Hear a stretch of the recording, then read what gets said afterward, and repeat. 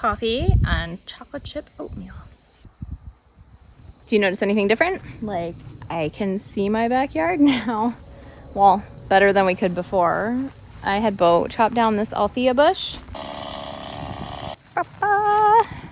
Even though it's chopped all the way down to the stump, this thing will come back next year. They always come back. That's okay. They make pretty flowers, but it was way too big. I don't like Althea trees. I like Althea bushes. So something happened. Brace yourself. I should put a trigger warning. It's very upsetting. We had a frost. Yes, no, we had a frost. A good 3 weeks before our first frost date, honestly. And I was not expecting it. So I took out the pumpkins and the sweet potatoes. Surprisingly, the peppers are still alive. And actually, Bo's like, it's because they had some protection from the weeds. Okay, so even though this is bad, and it being so warm today is kind of like adding insult to injury, prepare yourself. This week, we're gonna get a hard freeze. Oh my gosh. Yeah, no. So, all of this will be gone. This week is all gonna be gone. And my pepper plants just started really kicking out peppers. You have one day to become full size. Do you hear me? Do you hear me? You all have one day to become full size. I mean, they just started kicking out peppers because it just kind of cooled down, and I was like, yes, peppers, and it's all going to be gone. The tomatoes are pretty much kind of wrapped up after that frost, but whatever's left will be completely decimated. And I assume all these beans and all the beautiful flowers. No. This scene will be vastly different next week. In some ways, I guess I should be like kind of thankful because it is a rest. As you know, like once the killing frosts come in and everything stops, it's kind of like a rest, a pause, a breath. You can relax because, well, it's all dead and you're forced to relax. But I really wasn't expecting it this early. I thought we had a few more weeks to go. So kind of a bummer. And what I find myself doing right now is being like, I didn't enjoy it enough. In years past, I would come out every single morning and just like be in the garden and like watch the butterflies and watch the caterpillars and look at ooh and awe over every single flower. And honestly, this year I have not been doing that just because we're busy in life. You know how life is. I will look right now. I really am drawn to these yellow flowers. I'm a fan of yellow zinnia. And I can see the beauty here. I see it now.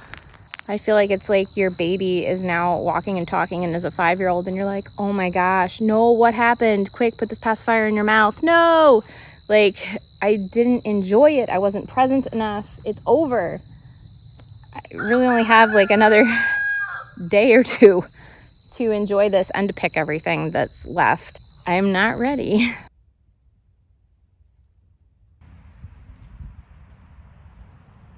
Yeah, so having a few different emotions. Number one, kind of bummed that this is all going to be gone. I'm bummed that the growing season is over and we're about to enter into the time of darkness, known as winter. Also that I look back and try to learn for the next season and what would I do different, and I do a lot different. I feel like this was not our most productive year, even though we did expand the gardens. We expanded the gardens. We planted a lot of things. I don't know. We had a lot of learning to do with that expansion. And I'm hoping that we can use everything we learned and really pull it together next year and just have like the best gardening year ever. You know what I mean? So tell me, what's your weather like? How are you feeling? And what are your thoughts on your garden? And how's your cookie? Yes, it's good. This is my favorite view of this year, even with the giant tower in the back. I'm just going to take it in today. I can at least be present in this moment, and I'm going to try really hard to be present even during the winter, even when I really don't want to be present. I'm going to try to be present then too, because time is going, and really the present is all we have, isn't it? things to enjoy right now. The butterflies seem to still be cool with the zinnia. The bees are enjoying the purple hyacinth, but I'll show you what is really their jam right now. Roast beef, you're not in the coop. It's night time, roast beef. We're gonna try to open this up, let roast beef, come here. Let roast beef in without letting everybody else. Roast beef! Okay, we're gonna put some corn in and let roast beef in. Run over there! Corn for everybody! Run! And then roast beef, come on. Here, roast beef. Guys, back up so she can go in. All right, here, we'll just all go in. Come on, there you go. Goodness gracious. I like how Raven is like, no, you cannot lure me with corn. Look at these simple-minded chickens. Raven's too smart for all that. And don't worry, she would not have been left out of the coop. They're counted like 62 times every night before they go to bed. So this is what I was looking for. Look at this beauty. This is like wild aster. I think it's a wild aster. It looks like an aster to me, right? Is it aster? We'll find out.